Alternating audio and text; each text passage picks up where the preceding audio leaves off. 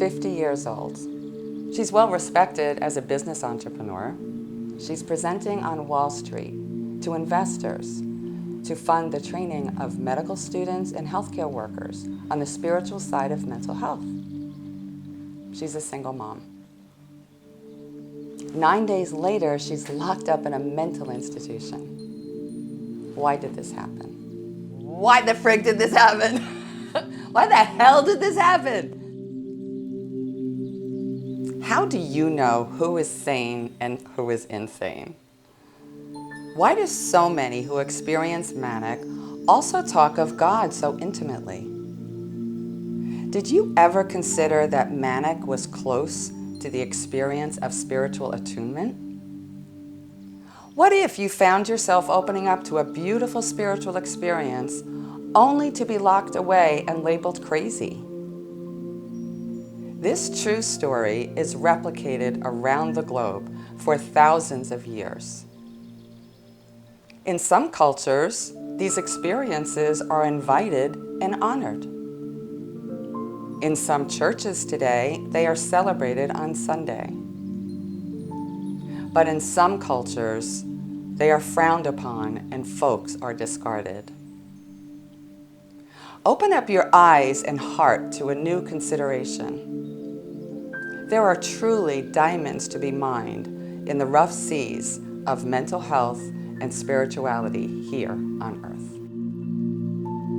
I kind of see myself and others who have gone through similar experiences as urban shamans, because if you don't know, shamans are people in the tribe that have had altered experiences when they're usually very young.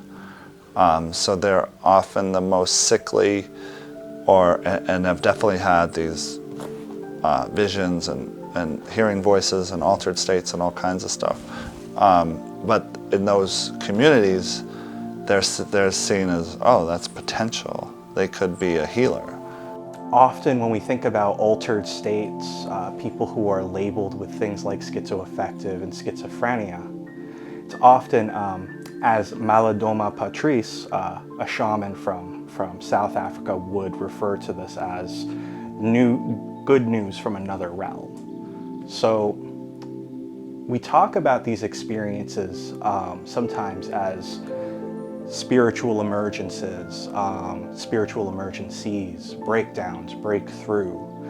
And in Western medicine and Western culture and amongst Western peoples, we're so quick to pathologize those experiences. I had a very profound experience that completely transformed my life. What happened is I went to bed one night on February the 19th, 2016, fell asleep, had a very, very profound lucid dream. And the next morning when I woke up, I was flooded. When I opened my eyes and I looked around the room, I was flooded with this incredible sense of unity, of oneness, of complete interconnection with the universe, something that I had never had even a glimpse of before in my life.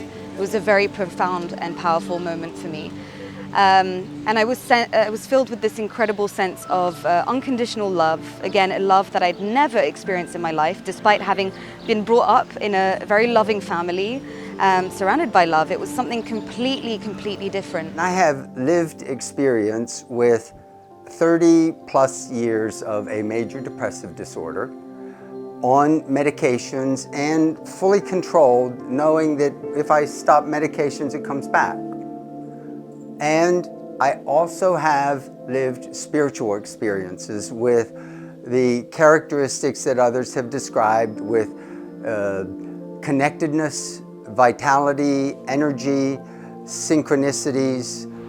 What I didn't know or realize about the world of psychiatry until long after I exited it, really recently, is that there's a kind of silent contract that you sign when you become a patient of psychiatry. I know not everybody's going to believe this, but I know that I ended up in the hospital 3 separate times because of side effects from these meds. I believe that something had attached itself to me at the first hospital. I was observed and then placed on Haldol, an antipsychotic. which stopped the voices immediately. And then I spent another 2 months at Yale New Haven Hospital through the beginning the first week of February 1984. Hey! Hey! How are you? We've discussed how important the indigenous traditions are that talk about the voices of their ancestors. And that's like the thing that I got myself first hospitalized for. And it was the thing that saved my life.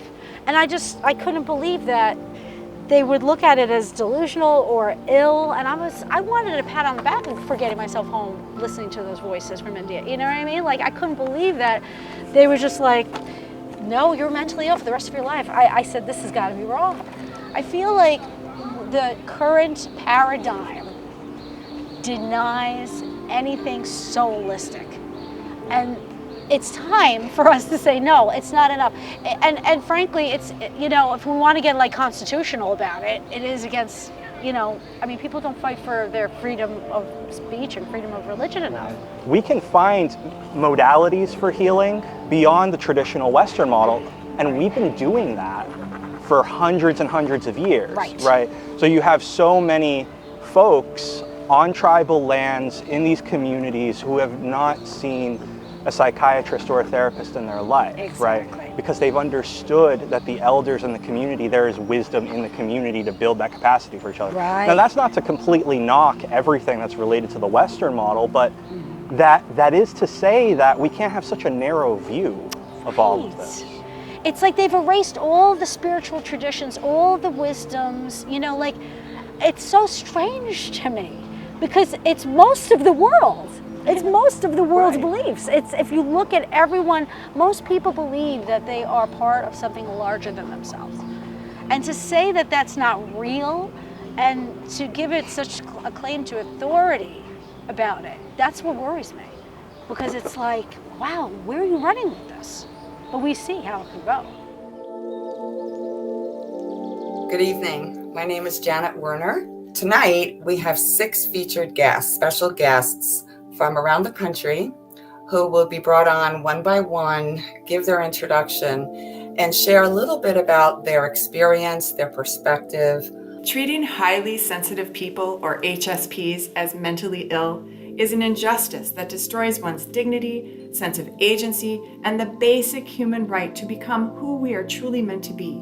Rites of passage in traditional African culture is a ceremonial spiritual process that everyone goes through.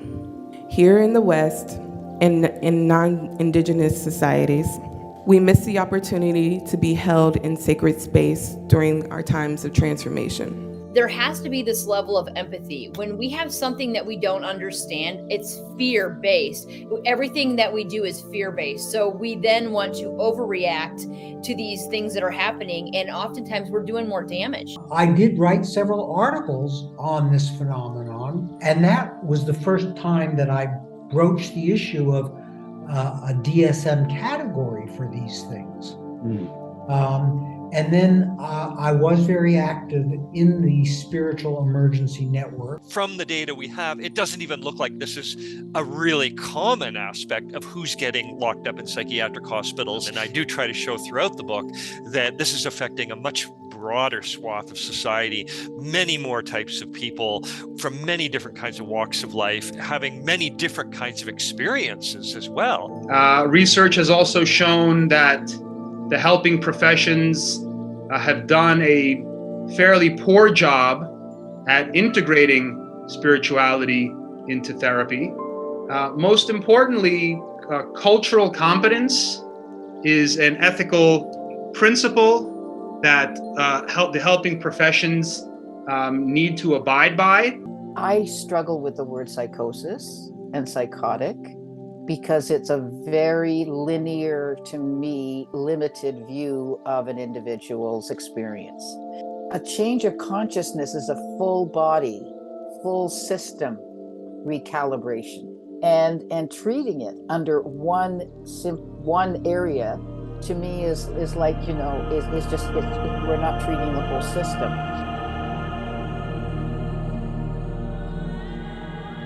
So again, Why was this woman who presented on Wall Street locked up in a mental institution?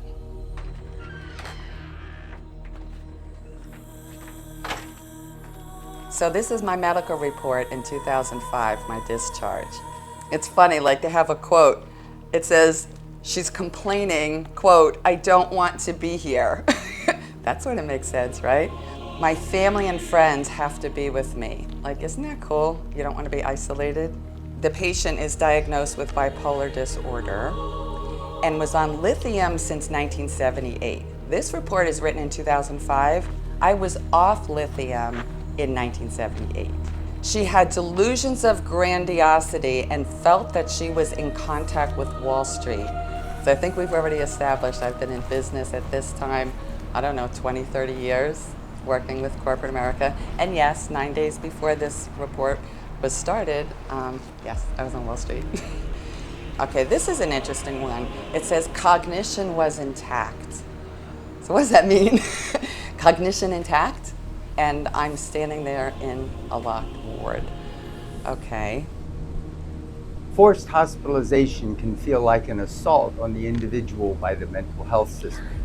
Janet Werner was not only assaulted and falsely accused of being bipolar in 1979, she endured 25 years of struggle to clarify a serious misdiagnosis, resulting in navigating stigma, prejudice, suppression, depression, loss of her voice, and agency, only to be assaulted again by limited thinking within the mental health system in 2005. Janet Werner had an extraordinary spiritual experience with an acute psychotic episode that would have resolved on its own without meds. Medications can dull a person and may lead to further misdiagnosis created by the medications. Her spiritual experience should have been respected.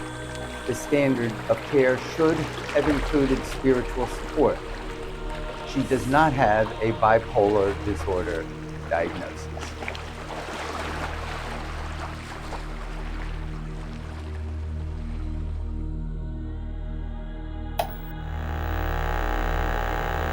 And I remember praying and calling out to God. I just said, take this pain away, take this fear away. I have no idea how I'm going to function. I'm Joshua Roberts, with my master's, CEO of Inspired Mind Mental Health. Literally, this is the moment. Also a presenter with the nation's largest introduced served on Connor's temple.